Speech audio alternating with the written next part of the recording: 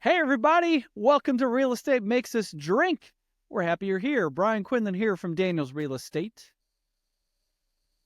Oh, Brad Nickham from Nest Mortgage. There's a skull on your hat that looks like this. Well, you're wearing a hat. That is the bizarre part. That's like hundreds of shows. And you may have noticed we have a guest. Sir, introduce yourself so we know who you are. Phil Penn, living in Indianapolis now, but I come from a little small town of Wabash where Brad was born. Yeah. We have yet another one of your Wabash friends. Yeah, he can probably remember the day I was born, actually. Because you were friends with my dad at that point, right? Yes, his dad was one of my mentors when I became a fireman in my little town, and his dad was my captain when I became a fireman there. Isn't that amazing? So I can say that this guest that we have on the show, I have known my entire life. No, that's awesome. In the short time that we did a little pre-show here, Phil, I have learned, loves to tell stories. So this is going to be a fun episode because you have lots of stories already, and we just met. It's going to be amazing. We have the gamut of saving people's lives. Okay. Being an actual hero. Being involved in what I believe is one of the greatest motorsports that there is, motocross racing, and very successful owning his own business, and also very successful in the real estate industry. So we have this is going to be our first Joe Rogan style 3-hour show. Oh my God. I don't have that kind of time. All right. Well, I do have a rest of a keg I'm supposed to drink. You have to finish the keg before casino night. Cheers, Phil. Thanks for being here. Cheers to all of you. What are you drinking tonight? I'm drinking Coors Light today. Coors Light. Yeah. Casino night's coming up, and Brad needs me to finish a keg so that he can bring another one in for casino night. So the new keg's here, and I don't want to change it out. I am sleeping here tonight, apparently. And I'm drinking Corrido. It's a fantastic tequila. Brad, the owner of this out of Phoenix, Arizona. It's amazing tequila. That's going to be actually my first tattoo. The agave? With a guitar coming out of it. Oh, that's super cool. Yeah. I think I'll get it on my forehead. Phil, what are you drinking? Fireball and Dr. Pepper. That's Phil's drink right there. I love it. Fireball. We'll do some fireball shots in the midway. So we may all end up staying here. I'm already staying here. Oh, well, I'm already staying here. Okay, so Phil, first, we've already talked about how you and I know each other. So there's going to be a huge amount of stories here, and they're going to be awesome. I want you to get comfortable, Fred. Yeah, get comfortable, Fred. Pour yourself a glass of tequila. I want you to start with that start that you kind of just told us about. I grew up in a small town. My dad was one of this gentleman's best friends, along with Phil, a guy named Jim Moore.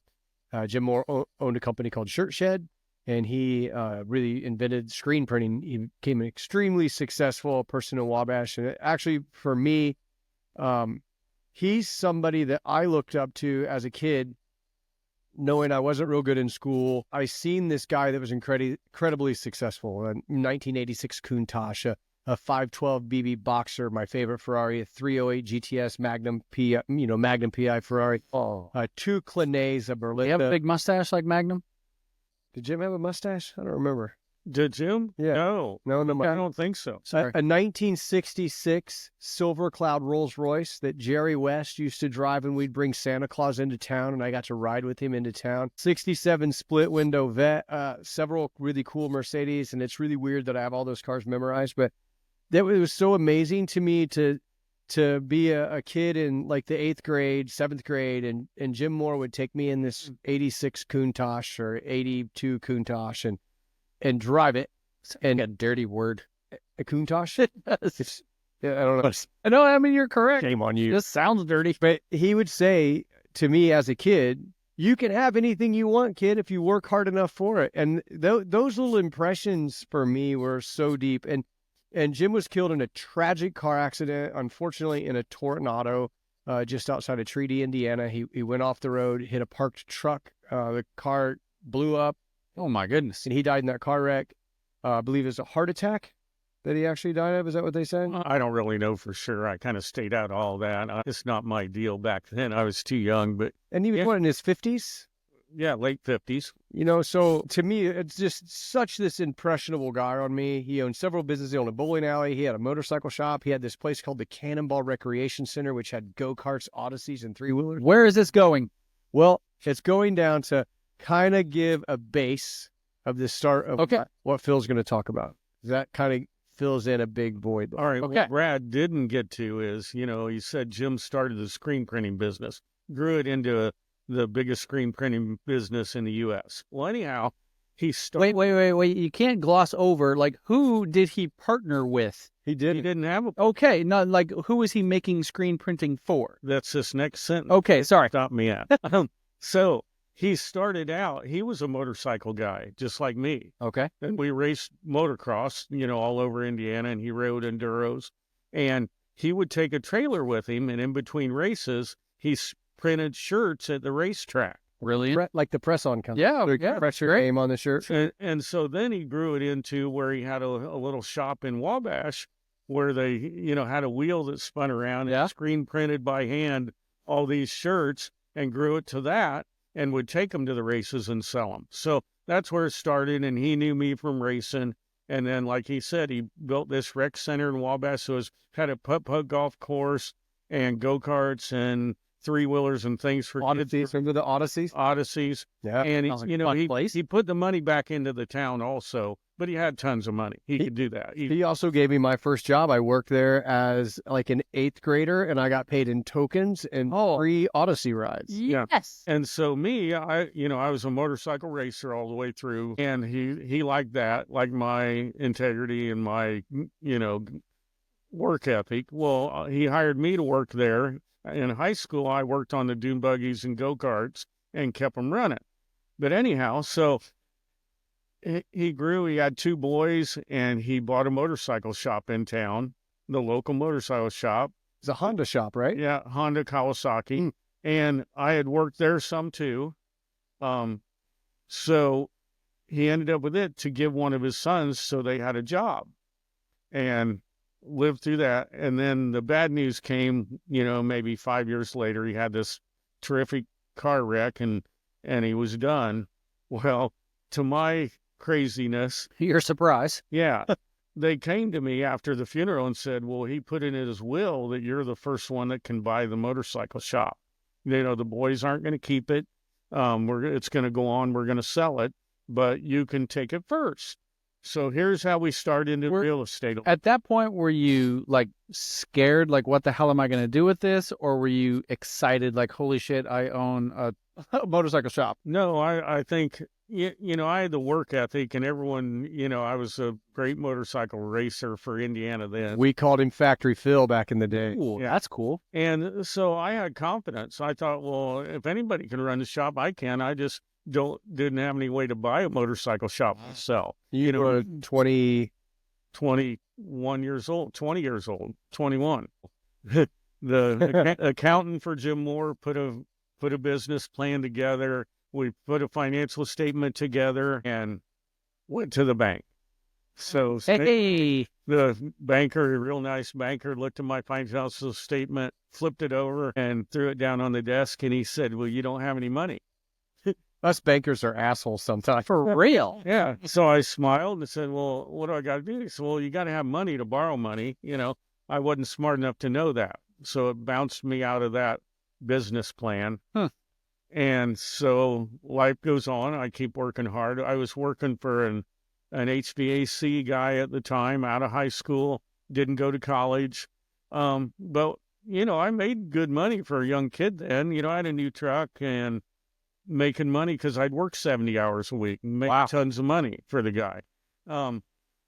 So the bank aired then and said, hey, come down here. I want to talk to you. Same banker that threw me out. So since none of those banks are here anymore, was that Francis Slocum?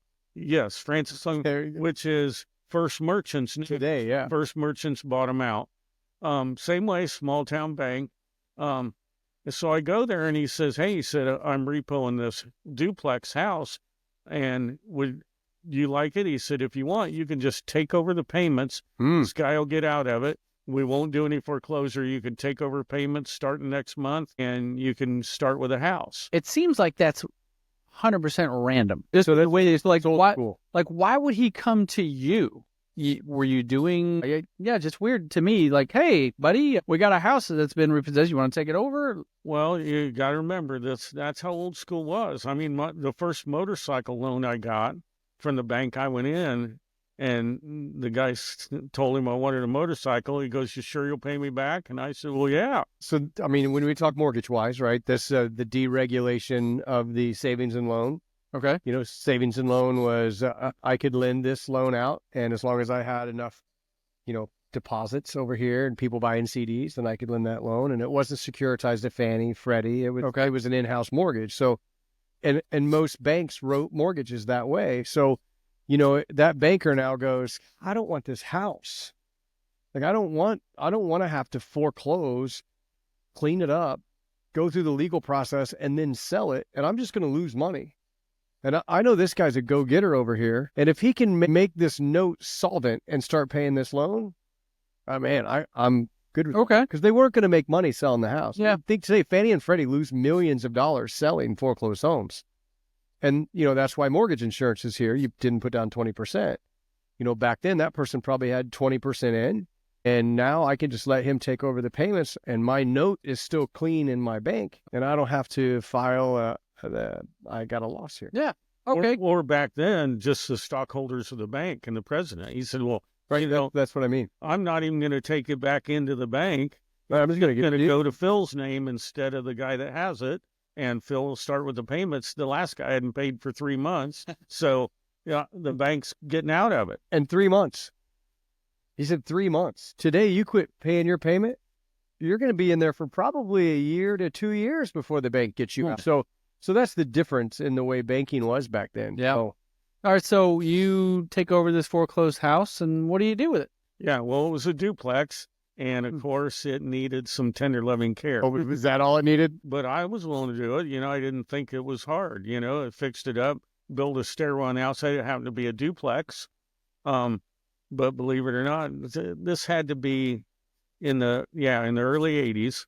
And I paid $11,000 for this house. Okay. A duplex.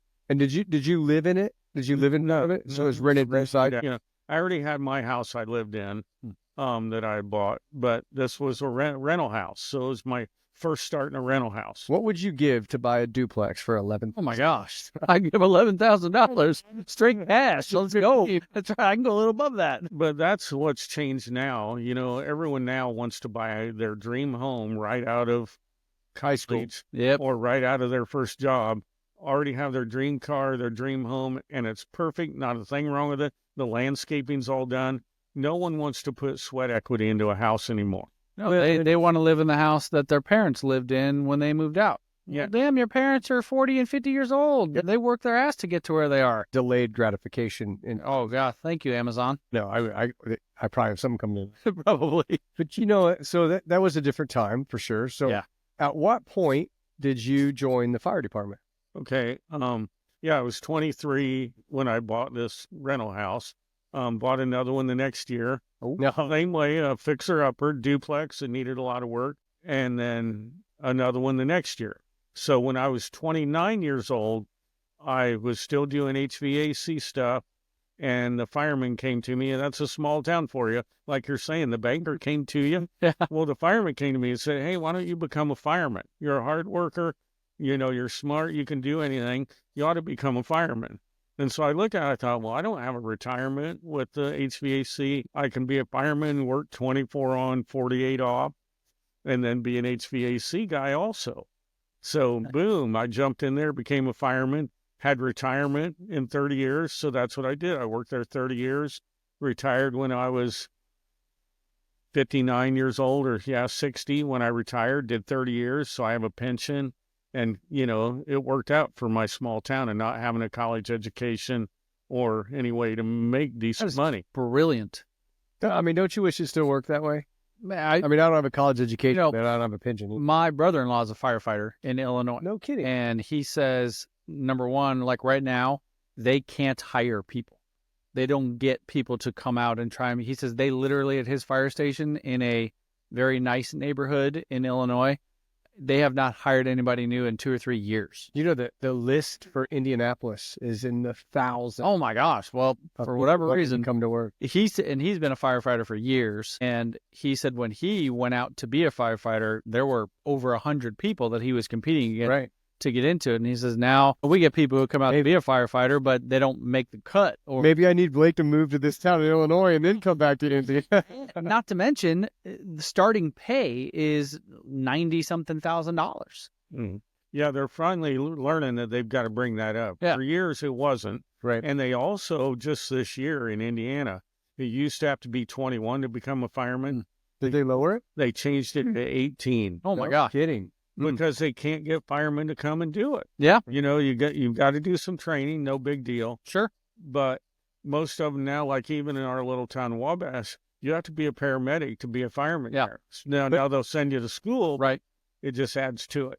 I like that he said, you know, no big deal. You just have to come on. And he's downplaying what firemen do. As several of my friends are firemen. You've met Andy and Dan, and I have a lot of friends that are firemen. My dad was a fireman. Phil's one of my best firefighter friends. There's no downplaying to what you do as a fireman. I realized when I was a kid and I'd go to the firehouse, I know the room was full of smoke and they'd jump up and change the TV and they'd quit playing cards. And that wasn't what firemen did. And that's not what firemen do. Firemen save people's lives. Firemen are the people who run in when everyone else is running out. And they work 365 days a year. You can't downplay individually the fact what a fireman signs up for is they're risking their lives for other people. And it's a special breed of people that put other people first. Yeah. So I appreciate what you did. I appreciate how you downplay it, but I don't know. I haven't met a fireman that is a hero.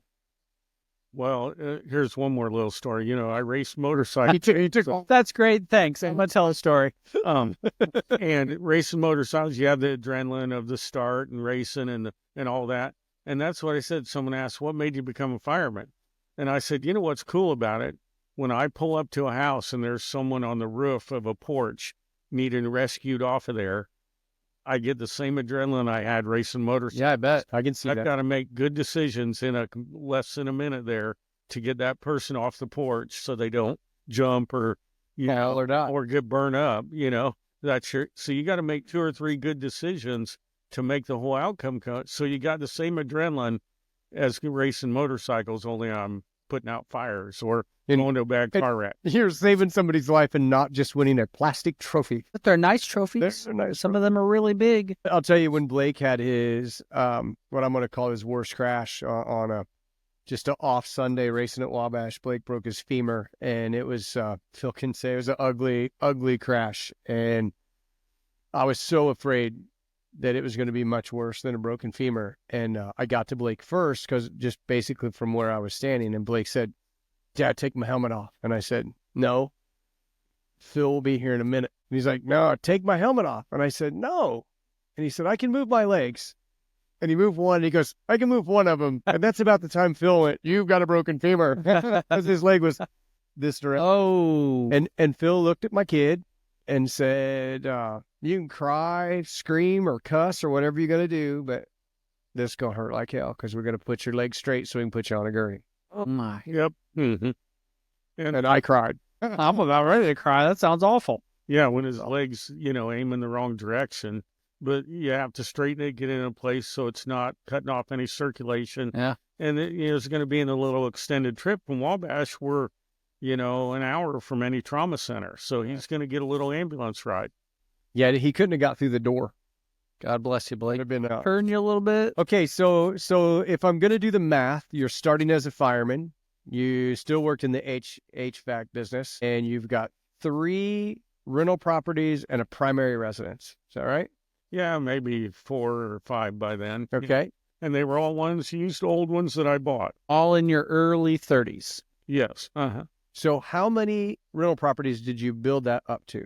All right. So then what's good about the firehouse too, we had firemen there that were contractors, electricians, plumbers. Awesome. And so my favorite guy was a tree trimmer named Lefty. Yeah. Remember Lefty? Mm-hmm, yeah. So he was the best card player there. He only had one on. Okay. So then I got the great idea. I'll buy some land and build a brand new duplex. And so the fireman and I did that. We'd frame it up, and then I'd finish all the HVAC and then finish it up, and boom, I had brand new rental houses. Wow. And it started out, I was going to build one for each of my kids. My kids started being born then, and I built one for one kid, said that'll pay their college, and then build another one the next year, and that'll pay the other kids' college. Unfortunately, it wasn't enough. College costs a lot of money. Not nowadays for some people, but in my day, we had to pay for college. College was expensive. Still is. So then I built some. Well, then there was this little neighborhood, had 7 duplexes in it, and I bought that whole neighborhood. Oh my gosh. And they were, 15 years old at the time, the duplexes were. So I ended up in the end with 32 houses, and most of them were duplexes. And Wow. my wife, would do all the paperwork and rent them some. And then I did the maintenance and, kept them going. So here's the moral to the story to me. And we're only on chapter 1 of probably a 40 chapter movie here. Lordy. But the moral to this chapter is work your ass off and take every single opportunity that gets in front of you and building a future with real estate. You're not going to buy a Lamborghini because you bought a rental property. Nope. But you're going to buy a Lamborghini because you held on to 30 rental properties. Yep. Right? I mean, it's about building your future through real estate. And that's someplace I missed the boat on because I didn't do real estate. You're a realtor. How many? Just my house. So Now what do you feel like? I feel like I need to do something So next year. if you're young, 50 or younger, it's young to me. Yeah. And you've never bought a rental property before, this is what can happen when you buy rental properties. It can create a fantastic financial future for you. So you need to get on the horn with Ryan and say, damn, how do I get a rental property? Yeah, right. And then we find them for you, Exactly. with you. Yeah, I think everyone should own rental property, at least 1 or 2, because you can manage that yourself. You get bigger, it turns into a job. But my theory, like he's saying, you can't make enough money working every week and getting a paycheck. You've got to do something where you're making money while you're sleeping. The rental property is you're sleeping, that renter's paying for that house for you. Or invest in something else. But invest in something that's going to grow in value and become something. And real estate's the only thing you can buy that in theory doesn't take a lot of money down. Right. Back to the old motorcycle story. When I didn't get the motorcycle shop, the 2 boys that ran it came to me and said, "Hey, Phil, we're sorry the motorcycle didn't work out. You know what we're doing? We're in stock market. You can make a lot of money in the stock market." And this was the 80s. This was the decade of greed. Yes. So I'm In Wall thinking, Street. I went home and I'm thinking about the stock market, and I thought, well, if I do really good next year and double my money in the stock market, Rich. which back then never really happened, but if I could, my $400 that I had in savings, I could turn into $800. Woo! Well, see, that wasn't going to work. $800 wasn't going to pay anything. Yeah, it wasn't, And that wasn't going to make me rich. and that's back when things were affordable. Yeah. And so I thought, this rental plate thing's the only way to go, because I can buy a house, put some sweat equity in it. All of a sudden, it's worth 10 grand more in 2 years. And more year over year over year. Yeah. Right? And someone's paying the mortgage for me and paying the maintenance and paying for all these things, because I bought them right, that, it's paying for itself. And you were able to depreciate it, write off all of your maintenance, probably not show a whole lot of income from those, then lower your actual taxable income, which lowered your tax burden. And you were growing wealth and lowering your taxes, which is exactly what we talked about all of these times about, there's tax advantages that are there for business people. There's 4,900 pages in the tax code. A lot of them. I did not. 135 of them are about the taxes you have to pay. He says it's going to get smaller, though. It's going to get a lot smaller. Eli's going to cut $2 trillion thing. It's going to be a fabulous thing, everybody. It's going to be amazing. It's going to be so great. You're not even going to know how great it is. It's like the greatest greatness you've ever seen in your life. It's amazing. I'm telling you. We get 4 more years of this. Amazing. Hopefully it's 8. I bet he tries. Yeah, back to making money. The other benefit, like he says, you pay less income tax. And that's the downfall to a regular job. You make an extra, work your butt off, Yeah. work extra hours, make an extra 20 grand a year. You're paying taxes on all that. Hey, You know, you get a house and get it paid for, and that money's coming in. Then you pay for the next house. Right. Take that money and pay for the next house quicker, and then the next one and the next one. Pretty soon I had 25 houses paid for. Man, yeah. Look at that. Okay, so I don't want you to tell us. I'm not asking you any numbers. I don't want you to share any of that because that's nobody's freaking business. But how many rental properties do you have today? 13. I'm down to 13. Oh, I thought you sold them all. No, I've been selling. Yeah, I did. Did you see that little giggle? I sold those 7 duplexes in a neighborhood was my start. Okay, I remember that. But when I retired from the fire department 5 years ago at 60, I'm 65 now, I started selling some. And bought a house in Florida. See that? Bought a house in I Florida. took that money, you know, the houses are paid off. I had to reinvest it with a 1031 exchange. and bought that house down there and had no tax liability with some of that money. You know, that saved me taxes there. So that's what, like I said, investment property or anything, once you're making money, the guys with money have ways to The code is written for you. Yeah. The code is written for you. to help So- you keep that money. And that's what you want to do. And my old guy, HVAC boss, said, it's not how much you make, it's how much you keep. That's so true. So back, even they're not telling, I'm a believer in spend less than you make. If you spend less than you make, you're going to have money left over to invest somewhere, whether it's a rental house, stock market, or something else. Let me ask you, did you have a written budget? Never, my whole life, nothing. But you had a budget in your mind of what you would Mental. do? A mental budget, and even today, I know about what's in my checking account every time my wife says something. I say, yeah, you know, there's 18,000 in there now. We're all right to pay that bill. Sure. You know, you just funny. get a fee. My wife has no idea what's in our bank account because I take care of the checkbook. You know what's funny? I have no idea what's. That's just the difference on my side is I run the business. I do everything I can to bring money in the door. And I would say my wife's the CEO and the COO of our family, and she's retired from raising our awesome children, and she's the one that takes care of all that. Now we talk about it. You know, Yeah, of course. usually it's when I say, "Hey, I ordered this. Is that okay? Are we good? No, we have a lot of communication because that's important. And we too never have had a solid written budget like we should have. We'd have so much more money today if we would have done that. We've always been, I've got to go bust it. We did when we went through the whole Dave Ramsey system. We had the written budget on a monthly basis, and then once we figured out what the hell we were doing, it just became kind of rote, I suppose. Sure, they have a And- system. Yeah, and you know, once we got the house paid off and out of debt, it's just not a big deal anymore. Yeah, we always had when we did the budget, we were like, well, we can't do that. We're not gonna be able to eat. That's what our budget showed us. But it was always just work harder, make more. That's where Well, see, you had the work ethic, and that's what you need nowadays. You want to spend less than you make. right. So as long as you're doing that, you don't have to have a budget because you'll look at the bank account at the end of next month and you'll go, huh, it went up $700. Money. You know, and then the next month, oh, it went up 400, you know, and you're not worried, you know, when you're doing that, but that's what you do. And then you'll take that money and invest it somewhere instead of buying a new fancy car that costs money. You know, live with that used car for a little longer. Yep. You got a nest egg to invest in something.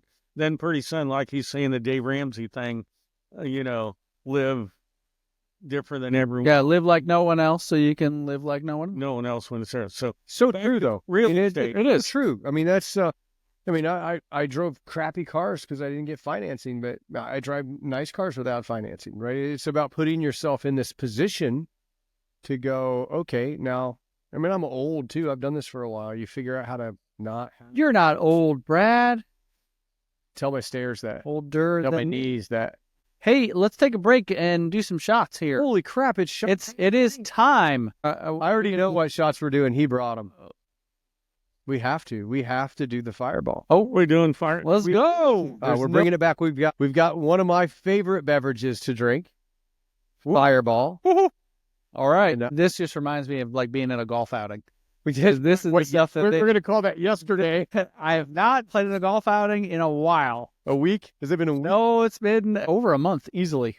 Holy. I know. I'm going foaling this week. No, we're doing the Right. indoor activity foaling Indoor this weekend. activity. Okay, and he did big pours. He did. Look at this glass. He did a. Well, maybe he's got a longer drive. I don't know. All right. Well, Cheers to the fireball. for the fireball. And life. Thank you, brother. Cheers to you.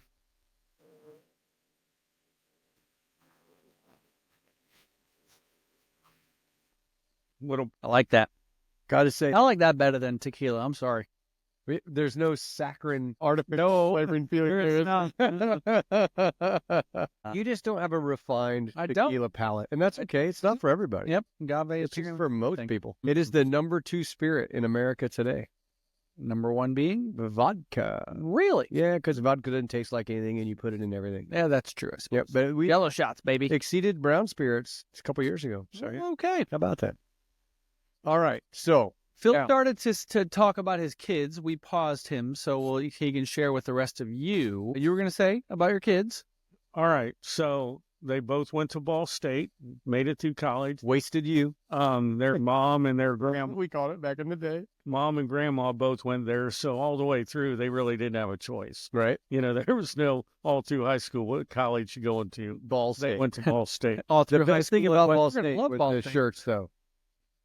The Ball U. Ball you. All U. Yeah. It's the best. It was a number 1 party college when I was in high school. Playboy magazine called number 1 party college in the country. Both my kids were partiers. Yes, they Tried were. to keep it going. That's right. But both of them did good. My daughter got straight A's. She graduated with a master's in international business Very nice. and technology. So right out of college, boom, Eli Lilly, you know, the college professors pushed her to get a job, and Eli Lilly came and scooped her up. So she started right out of college at Eli Lilly, which hardly ever happens. Right. When my microbiologist PhD daughter was trying to get a job at Lilly, it was a hiring freeze. Interesting. Well, they don't like you there call her in now. college. They want you to prove yourself first. Yep. You know, but my daughter did. She worked in the technology center. When she was going to graduate, the professor hangs and moving, giving her bonuses and promotions every year. In stock options, we hope. Yeah, they get stock every year. I mean, they come to her, they give her a $10,000 bonus and about a $9,000 or $10,000 stock every year just for incentive for doing her job. Now, I think you said your son's 29. Yeah, he's And how old 29. is your daughter? 31. Okay. Just turned 31. So my son, right out of college, 2 weeks later, out of college, he goes to California, and And he was a good motocross racer as well. Yeah. He grew up racing. Oh, nice. raced all over the country until he went to college. He came to me. He said, "Dad, I don't think I'm going to make a living." I'm not going to be a pro. So, What did he study in college? real estate. Yeah. Okay. So I don't know if it had anything to do with me, but anyhow, I think he thought it was easy. You know, so I even think that all the time. Yeah, right. He probably heard a lot of real estate talk growing up, so not a shock. and he knew there was a way to make money in real estate. Yeah, So absolutely. he goes to California because he thought that there's a lot of opportunity there. Mm. So he goes to California. That's where the expensive houses are. Yeah, but okay, so I'm going to cut in a minute. So you've gone to LA a lot, and you've been in California a lot. I've been in LA a lot, and one of the things I feel like when I'm there, there's more opportunity there than anywhere. Do you have that feeling? Yeah, he has that feeling too. He says that. He said there's lots of opportunity. There's lots of people, a lot going on. But And they're willing to invest. Like if Yeah. you think there's several millionaires and billionaires here, but we're a very conservative state. Yeah. And if you have this, really multi-million-dollar idea and you need an investor and you're going to try to pitch that in Indiana, you're going to have a hard time because it's so conservative. And, the amount of billionaires that live in Carmel, that's just a neighborhood in LA. And that's several friends. You remember Malcolm McCasey did the show with Blake. He said, man, I can pitch an idea and have 10, multi-millionaires that are interested in our what we're doing. And then here it's much harder. So I feel that opportunity every time I go there. yeah, so they do there. They have investable income. Their money they've made, they don't even need, And Yeah, it's like they're let's willing do- to invest it in something else and grow it again. And that's how it is. I'm a believer in this. The first $1 million is the hardest to make. Absolutely. I've heard The that. second and third is easier, and it's on my back too. We haven't got to that yet, but it just kept growing. It got easier. The first one was hard. I'm thinking, will I ever be a millionaire? Yeah. Pretty soon I was a 2 millionaire, and then 3. It goes quicker than you think. But anyhow, Much we easier weren't after the supposed to first talk one. money. But anyhow, so my boy goes to California, manages an apartment complex, and then decides to move to the next level and goes to work for a property manager that manages lots of properties. And this guy was going to be his mentor and teach him how to be like he is and help him invest in things. Well, COVID. That's been a theme as well. Have you noticed? Having a mentor. Oh, yes, definitely. Yeah. I mean, how many people don't? I'm not kissing anybody's ass. Right. And we talked about it with Chris. We definitely did. It's about finding somebody that is where you want to be and learning how they got to where they are. And Right. using your 2 ears. When you're one mouth, which I really struggle with on this show, don't I? So he picked a guy that owned, a property management company. He had 2 different branches, one in San Diego and one in Marietta. So he went to work for him. Well, then COVID came, and my boy worked his butt off, went in the office every day. He said no one else came to the office. Everyone else stayed home because they don't have work ethic. He worked there every day, kept the business going for the guy because his other employees stayed home and didn't work. So after it was over, he says, we got to do some property. You got to get me in on some of your projects so I can make money other than just a weekly income. Right. And he didn't put him in on it. So he called me. He said, I'm quitting my job tomorrow. Oh, my. He says, I'm not getting anywhere. I got to get going. I'm 24 years old. I'm 24. I'm behind. And he did say he wanted a Ferrari, but he was 30. Yeah. Has he got one yet? Nobody has the money to get one. No, That's all we're that getting to that. So How was that, Countach? Countach. That's a Lamborghini. And they don't make a Countach. Uh, Well, they did have an anniversary Countach, but that was a different thing. So he goes in, after COVID, the people all come back. Office is the same. The guy didn't even give him a bonus. And so he quit. And he said, why are you quitting? He said, you didn't take care of me. You were supposed to. He said, well, I need you. And he said, well, it's too late. I don't need you. He started his own property management company. So he's grown that now. He's 29 years old and has 13 employees and is killing this guy that was his mentor, fantastic. that was going to get him somewhere, in which there's tons of properties. He said he's got all he wants, but he said, I can sell myself to all these properties that need me. There's a lot of them out here. So the opportunity is there to grow his company. So he grew this company to 13 or 18 employees out of nothing. Yeah. How many properties does he own? He only owns one. Okay. But he managed more than all of our houses. These will be maybe a business complex or a housing addition that has 50 units, $700,000 homes in it. Yeah, He handles the man, taking care of the streets, the gate, all the common property, the land, all the common stuff, and someone parks their car where it's not supposed to, or takes their trash out a day early. He's the one that generates a letter. Are you the HOA president of your neighborhood? I have nothing to do with it. My wife's in it. I'm not. But it's bigger time out there. I mean, once a month, most of them have a meeting in a HOA, and they have a board. It's a whole thing. He sets that all up for them and manages everything. And same old thing, work ethic, Midwest work ethic. Everyone out there thinks he's great because, like he said, with my company, when you call us, we answer the phone.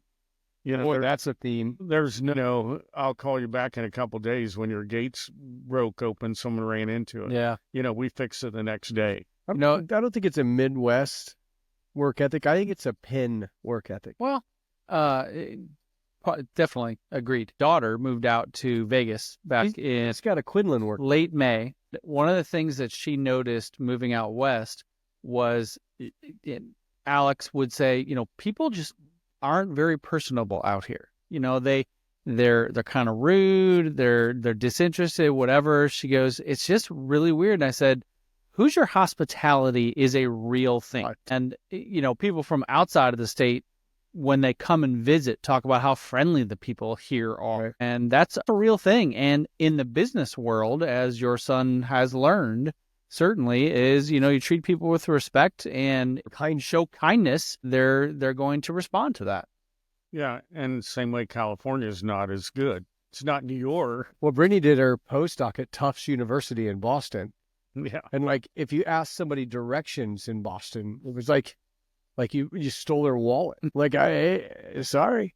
Yeah, they walk in, when the earphones first came out with your phone, they walk around with earphones on, not even on the phone, so they don't have to talk to you. Yeah. Right. They don't want to talk to you. Get in your car. Well, you nailed that one. Yeah, that's what they say there. Get in a car. What? Where do we go? How do we get there? From here? From here? She was so happy to move back to Indianapolis. So yeah, my boy came from nothing. I didn't have to help him at all. He bought his first house out there on his own and he started this management company on his own. No help from me. Fantastic. And Bullshit. going. There was a ton of help from there. That help started it. Maybe not financial. That help started it all the way up until the day he moved away. You know what I'm saying? Which city is he living in out there? He lives in Marietta, which is by Temecula, so that's halfway between L.A. and San Diego. Yeah, southern. Okay. Southern L.A. Yeah, thank you. Irvington. Southern County. He likes San Diego the most. Expensive area, but he's an hour from San Diego. Still the motocross racers live in Temecula. Yeah, all right. And he started in Lake Elsinore, which is the biggest, Greatest motocross track of all time. Yeah. In the day. Uh-huh. All right. and was still riding out there road. Now he mostly just rides mountain bikes, but he was riding with all the top pros out there, practicing with them, and he got to stay in the sport and then make a living. A good living. Oh, And sounds is he like single still? Yes, yep, still single. And he's smart. He's not a fan of California girls, so that's the big thing. His company now, The look or the attitude? yes. he's got people wanting to buy him out. He's 29 years old for over $1 million, and like you said, I can't stand staying out here. I don't want a girl that's from here for my kids because they're not like we are. They won't grow up like we did. So is he coming back? He's maybe not to Wabash. Yeah. No, But if he comes to Indianapolis, we got a realtor and a mortgage guy for him. Yeah, absolutely. one thing that ruined him now, where he lives is desert and it's hot. Yeah. He freezes to death in Indiana. Well, so do I. Here's what you do. Here's the game. Stay inside. We're going to buy him a nice place in Scottsdale. Okay. Stay there in the wintertime. Uh-huh. And then we'll be here in the summertime with a Midwestern girl. There we go. Yeah. So he wants someone. An idea. He kind of likes. I'm all for that idea, 100%. He does a little bit of business in Texas, and that. But same way, It's awesome. he's trying to grow his business so he can not work. That's the idea, or work on other projects. All his time's busy now answering. How do we legally do this? And he tells him, he's got to answer too many questions. He says, I need to sell out, so I'm not so busy. Okay, so I have a question for you. So it's Tuesday morning. It's a wonderful day. What is in your position that you are today, the perfect day to wake up to? Because Brian and I are still in the grind, right? I'm at my desk. I was at my desk this morning at 5 because for some reason I woke up at 4:30 and Don't you wake up that early every day? No, I'm usually at 6:30, but the hour change moved it to 5:30. But my brain, the can't hour adjust. messed it up, so now it's 4:30. Okay, So I'm at my desk early, and then I was grinding all day today. So what does retirement with look like? income. Yeah, what does it look like? What's the day? What's a great day? Well, what I thought would happen, I retired 5 years ago from the fire department. I still have an HVAC company that's small. Only have one employee now. I keep him busy, but he does a lot of rental stuff also. But I like waking up every morning, opening my eyes and going, I can shut my eyes and lay here, or I can get up and do something. And I thought I would feel more like I'm not getting anything done, whatever those big words are. That means work ethic and lazy. Oh, now I'm lazy. Lazy. But what also happened, when I sold things and as houses started getting paid for, instead of keep paying for them, when I had 10 grand left, I would buy a stock and get in the stock market. And so then after I retired, I had more time to put more effort in the stock market. And so that's my game now. I enjoy everything, seeing if it's going to go way up today or just kind of go up today. Okay, so I'm going to ask you about an app. Have you signed up for the app? Dub worked at Apple for many years, was recruited to college by colleges to come to college, even though he had dropped out of high school. Okay. Went ahead and went to a college, started another business, and dropped out of college. Super smart 20-something-year-old kid. Oh, jeez. Created a trading app called Dub, and that trading app today follows or mirrors trades of people like Nancy Pelosi. Wait a minute. So Nancy Pelosi, year to date, right now is up 101.66% on her trade. That's pretty good. You sign up for Dub, you dump your money into it, and you literally say, do what Nancy does.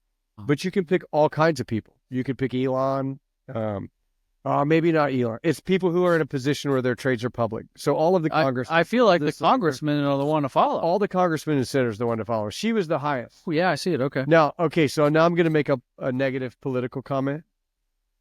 Harris is only up 6% for the year. No, well, she's had her mind elsewhere. Not a good. All right. I will not follow her. But she was up. That's what she was up in the polls yesterday. Sorry about that. It was a good joke. But anyway, Dub. So I literally just signed up today. It's an $89 a year to join their platform. So they're charging you. Okay. And then you put in, I don't know what the minimum is. I'm not approved yet. You know, you got to go through all the SEC thing. I send my driver's license and address and prove all that stuff. And then, so then my whole thing, I'm thinking, well, I'll dump 10 grand in there and just let it do whatever Nancy does. Because if she's up 101%, you just made money. I don't know if you know or not. She's probably going to be gone. She's going to be gone. You're right. Eventually she is. But you got to understand where she comes from and who she is and how wealthy that lady really is. Her husband is the CEO of CB Richard Ellis, which is the largest real estate company, real estate property manager in the world. Wow.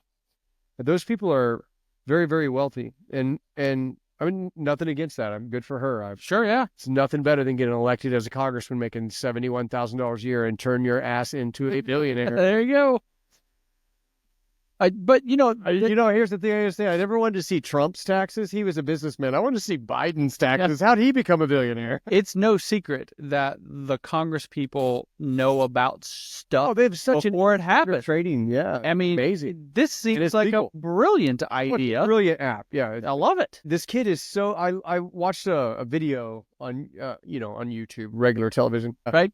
I was watching shorts while I watched. But he was just like, I started this company as a freshman in high school, and I sold it and dropped out of high school. And I'm like, dude, good for you. When you look at some of the people that have made it big time in the world, none of them talk about their PhDs. They talk about they dropped out my second year of Harvard, so at any rate, it's a really cool app. I just downloaded it while we're here. So it takes 2 days. That's okay. Approved. I got on mine today. I have to talk to the wife about throwing some money into this. I love it. Well, Phil, I got to tell you, you've been not only a great friend to our family and to me, and also a mentor. You've been a staple for us to look to as a extremely reliable and helpful friend. And I've always been estranged from my dad, and I find out how my dad's doing by asking Phil, "Hey, how's my dad?" Okay. And I appreciate you more than you know, and I'm so thankful that you did this because I want to keep following in the footsteps that you have, and I'm so proud of what you've been able to do, and I just really appreciate your friendship, and just I love your whole family, and thanks for being you. Well, it's the American dream, and to be here and you can grow and come out of nothing and become something. All you got to do is put some effort out, spend less than you make, buy some real estate, and invest in something that's going to make you money while you're sleeping, and you'll grow to something. And the biggest thing, luckily I'm on your Facebook friend. I'm invited to the party for always. Dude, you're invited to everything. You don't even have to be invited. You're allowed everything. I just want to interrupt and say, if you missed that, Phil just said the American dream is being on Real Estate Makes Us Drink podcast. That's right. Get successful enough, you make it here. You make it right here. And, and he kind of said what Matt Braun, my buddy Matt, who's been on the show. Hi, Matt, who doesn't watch the show. He has like a core of beliefs, and it's like, I believe it's be honest, pay your shit on time, and don't be a dick. Sounds like what he said on the show. Yeah, isn't that about right? Yeah, pretty much. So, but I've given a lot of free furnace services and given a lot of mentoring thing to people. You can pass it on to people, and I really believe it all comes back to you. give Definitely more. I've been so lucky in my life, the things that happen. Now I'm making money in the stock market hand and fist, and that couldn't have happened anywhere else but the U.S. Giving back is a really important part. I mean, you know where I'm at on that. And Yep. Our casino party that's coming up this weekend is for the Wajenta Buena Foundation to bring cisterns to 175 families in a little bitty town. I don't want to try to say the name because it's okay. It's wrong, but it's all about putting things together to help other people, and that'll come back to you, 100%. But you don't do it for that reason. You don't do it for that reason. You do it for the reason of just being able to help other people. Just being a good person. Yes, sir. What should the people do here on YouTube, Brad? They need to like, share, and follow. But here's what's really the most important piece. We were supposed to say this 3 or 4 times now, and we failed again on the last show. Once. If you are looking to buy a house, sell a house, you've got a question about buying your first rental property, maybe even your first apartment complex, you got to reach out to Brian. You got to find out, man, where do we start? What do we do? And that's really important to figure out, how can I do what Phil did? How can I do what Grant Cardone has done? Become this master of real estate and really build this massive, successful future through owning real estate. And Brian can give you great guidance on that and really get you all set up. And if you need a mortgage, call me. Or refinancing. Yeah, someday. Not right now. Someday when rates come back down. All right. We'll come back down, guaranteed. Thank you for watching. We appreciate you being here. Everybody off. I did. That's fine. That's cheers. Thanks for being here, Phil, for making the trip. And we'll see you next time on Real Estate Makes Us Drink. Like, share, follow, all of it. Cheers, all of it.